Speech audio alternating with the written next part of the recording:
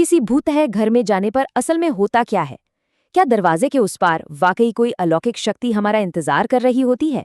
या फिर सारा का सारा रहस्य हमारे दिमाग की ही किसी उलझी हुई गली में छिपा है? तो चलिए एक पैरानॉर्मल इन्वेस्टिगेशन के साथ इस पूरे रहस्य की तह तक पहुंचने की कोशिश करते हैं। ये आवाज है पैरानॉर्मल इन्वेस्टिगेटर जितेंद्र मरूठिया की। वो एक ऐसे घर में दाखिल हो रहे हैं जिसके बारे में कहा जाता है कि वहां एक आत्मा का वास है। उनका मकसद बिल्कुल साफ है, उस आत्मा से बात करना और उसे शांति दिलाना। यहीं से उस घर तक पहुंचने का सफर शुरू होता है। तो मामला कुछ यूं है कि जितेंद्र सुनीता नाम की एक आत्मा से बात करने पहुंचे हैं। और कमाल की बात देखिए, इस घर को हाल ही में खास तौर पर उसी आत्मा के लिए फिर से तैयार किया गया है। लेकिन यहीं पर एक बहुत बड़ा सवाल खड़ा होता है, क्या ये घर सच में भूता है या फिर इसे देखने वाले के दिमाग में ही कुछ और चल रहा है? देखिए, इस गुत्थी को सुलझाने के लिए हम दो अलग अलग एंगल से इसे देखेंगे। एक तरफ है पैरानॉर्मल इन्वेस्टिगेशन का तरीका, मतलब गवाहों से बात करना, सबूत इकट्ठा करना, ये सब। और दूसरी तरफ है साइंस का नजरिया, जो किसी इंसान के दिमाग, उसके सोचने के तरीके और उसके आसपास के माहौल पर गौर करता है। तो अब इन्वेस्टिगेटर घर के अंदर हैं।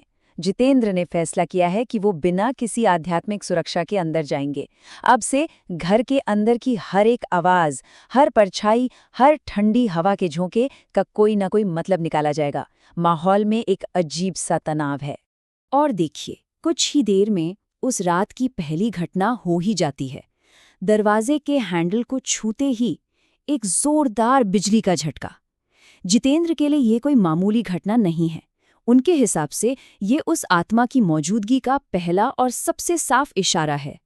लेकिन साइंस इसके पीछे कुछ और वजह भी बताता है, जैसे कि सजेस्टिविटी। मतलब जब हम किसी चीज के होने की उम्मीद करते हैं ना, तो वो हमें दिखने या महसूस होने लगती हैं। या फिर होता है कन्फर्मेशन बायस, जिसमें हम सिर्फ उन चीजों पर ध्यान देते हैं जो हमारी सोच से मेल खाती हैं। हो सकता है वो झटका किसी और वजह से लगा हो, लेकिन दिमाग उसे फौरन आत्मा से जोड़कर देख रहा है। जांच जैसे जैसे आगे बढ़ती है, अब हम उस पल की तरफ आ रहे हैं जिसे उस रात का असली डर कहा जा सकता है। ये वो लम्हा है जब इन्वेस्टिगेटर को पूरा यकीन हो जाता है कि उसने आत्मा को अपनी आंखों से देख लिया है। ये घबराहट में निकली हुई चीख उस पल के खौफ को साफ साफ बयां कर रही है। टीम के एक मेंबर को अपने ठीक पीछे सुनीता का साया नजर आ जाता है। बस इसी एक पल में डर और यकीन दोनों अपनी इंतहा पर हैं। अच्छा, कभी सोचा है कि किसी की चीख सुनकर हमारे रोंगटे क्यों खड़े हो जाते हैं? साइंस कहता है कि चीख में एक खास क्वालिटी होती है जिसे रफनेस कहते हैं। ये आवाज हमारे कान से होकर नहीं, बल्कि सीधे हमारे दिमाग के डर वाले सेंटर यानी एमिगडाला को जाकर हिट करती है। इसीलिए वो इतनी डरावनी लगती है। ये सारी घटनाएं हमें एक बहुत ही गहरे सवाल पर लाकर खड़ा कर देती हैं। जरा सोचिए, क्या हो अगर इन डरावने अनुभवों की जड़ वो घर हो ही ना, बल्कि कुछ और हो? शायद हमारे अपने ही अंदर।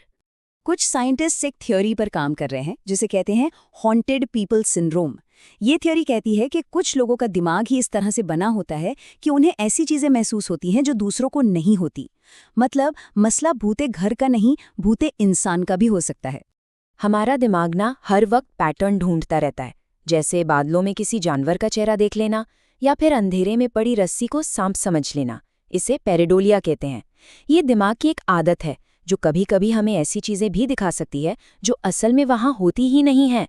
पता है, हमारे दिमाग का एक हिस्सा है टेम्परल लोब। अगर इसमें कोई हलचल होती है, खासकर देर रात 2 से 4 बजे के बीच, तो इंसान को महसूस हो सकता है कि कमरे में कोई और भी है, या फिर उसे अजीब अजीब आवाजें सुनाई दे सकती हैं। और ये एहसास इतने असली लगते हैं कि यकीन करना मुश्किल हो जाता है कि ये सब बाहर नहीं, अंदर हो रहा है। अपनी आंखों से साया देखने के बाद जितेंद्र अब एक ठोस सबूत चाहते हैं, कुछ ऐसा जिसे वो दुनिया को दिखा सकें। वो फैसला करते हैं कि आत्मा से अब सीधे सीधे लिख कर बात की जाएगी। वो उसी जगह पर एक नोटबुक और पेन रखते हैं जहां साया दिखा था, और आत्मा से एक मैसेज लिखने के लिए कहते हैं। अब सबकी नजरें उस खाली पन्ने पर हैं। ये इस पूरी जांच का सबसे क्रिटिकल मोड़ है। और फिर कुछ देर बाद उस नोटबुक में एक मैसेज लिखा हुआ मिलता है। उसमें आत्मा उनकी मदद के लिए धन्यवाद कर रही है, भविष्य में मदद का वादा कर रही है और यहाँ तक कि एक भविष्यवाणी भी कर रही है कि उसकी बेटी 10 मिनट में दिखेगी। इन्वेस्टिगेटर के लिए ये एक बहुत बड़ी कामयाबी है। अब साइंस यहाँ दिमाग के एक और खेल की तरफ इशारा करता है, हाइपर एक्टिव एजेंसी डिटेक्शन। ये हमारी वो आदत है जब हम बेतरतीब घटनाओं के पीछे भी किसी का इरादा या मकसद देखने लगते हैं। जैसे अचानक अगर कंप्यूटर हैंग हो जाए तो ये सोचना कि मशीन मुझसे बदला ले रही है। तो इस पूरी रहस्यमयी राइड के बाद कहानी में आता है एक एंडिंग ट्विस्ट। हमारे सामने दो बहुत अलग लेकिन अपनी अपनी जगह पर उतने ही दिलचस्प नतीजे आते हैं। एक कहानी ये कहती है कि एक इन्वेस्टिगेटर ने आत्मा से बात की और उसे शांति दिलाई, और दूसरी कहानी ये कहती है कि एक इंसान ने तनाव भरे माहौल में अपने दिमाग की ताकत से एक गहरी सच्चाई को महसूस किया। पहली कहानी के हिसाब से आत्मा असली है, दूसरी के हिसाब से अनुभव असली है, और सबसे मज़ेदार बात यह है कि दोनों ही सूरतों में जो भी हुआ वो उसे महसूस करने वाले के लिए 100% हकीकत था।